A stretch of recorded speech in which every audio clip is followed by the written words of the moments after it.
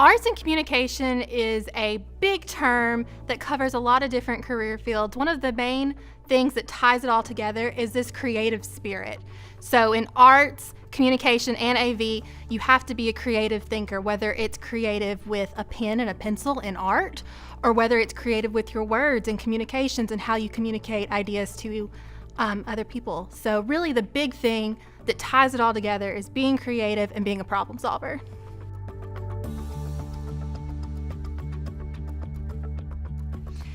Well, if you're interested in journalism, which is what I know about, the courses would be creative writing, English.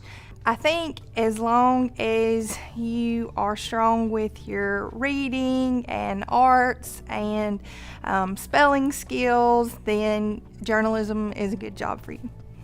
Well, if you're interested in anything related to the theater arts, I, of course, would encourage you to take classes at your school if you have that opportunity. But that does not limit you. If you or go to a school that does not offer a drama program, I would just encourage you to get involved anywhere you can, whether that be your community, your church. A lot of people I know literally started putting on plays in their backyard or in their basement when they were kids because they wanted to perform even if nobody was watching, or if it was the neighborhood, or if it was their mom and dad. So just put yourself out there and start working toward it in whatever you can do. But obviously, as you go through college, there'll be more and more opportunities to take classes.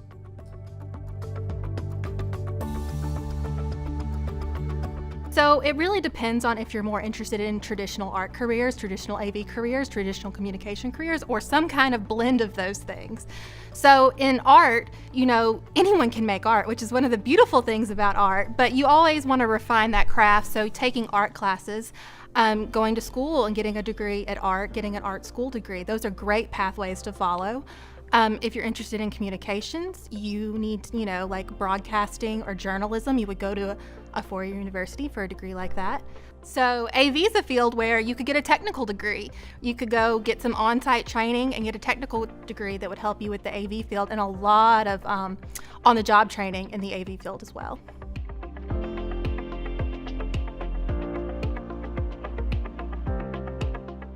Well, first, I think you have to be a collaborative person. If you're not willing or able to work successfully with a large group of people, we were just joking earlier about the filming today. There are a lot of people around making this happen. You just don't sit down on a project like this and do it with an iPhone. So you've got to be able to work with those people. And honestly, I think to be truly successful, you've got to have a passion for it.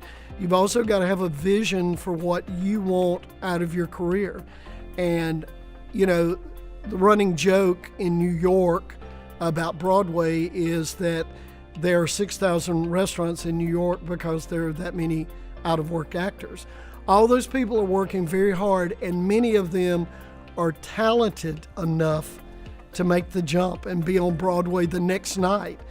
But it's that passion to pursue and keep working. We've all been through something in our lives where we sort of dreamed of pursuing it, and maybe we just didn't push ourselves. We said, I've done this, it hadn't worked out for me, and I'm just going to give up. Well, what would have it mattered if I had pursued it for one more week or one more month or one more year? Sometimes that dedication can make all the difference in the world. If you can make a TikTok video, if you're a high school student who loves TikTok, loves video editing, loves Instagram, loves photo editing, think about a career in art, AV, or communications, because those are some of the fundamental skills to have to be successful. Editing a photo to make it look perfect, putting those clips together to make a full story in your TikTok.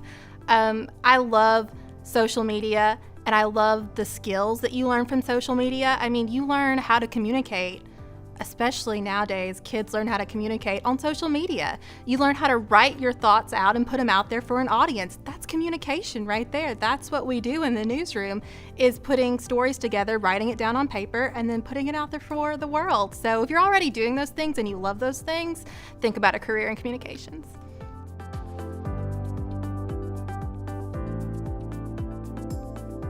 Salary in the arts is all across the spectrum. Like we have interns at TCT, and those are literally unpaid internships, but with a scholarship at the end. So they get some educational money. So that's probably the starting end. But then when you start moving into professional theater or semi-professional theater, we've had several people that have come through TCT we have 2 people right now that work for New Stage in Jackson. And again, they may move into those positions as a part-time position. So it could be almost like an hourly, where they might be making $10 to $15 an hour in the beginning. But then as they get a little more experience, they move into that. And I think we all know that, there's really no upper limit on what you can make in the arts business, because we know actors that make $20 million a movie. We know directors that make great costume designers. Again, if you make it to the top echelon of New York or LA, your earning capacity is unlimited.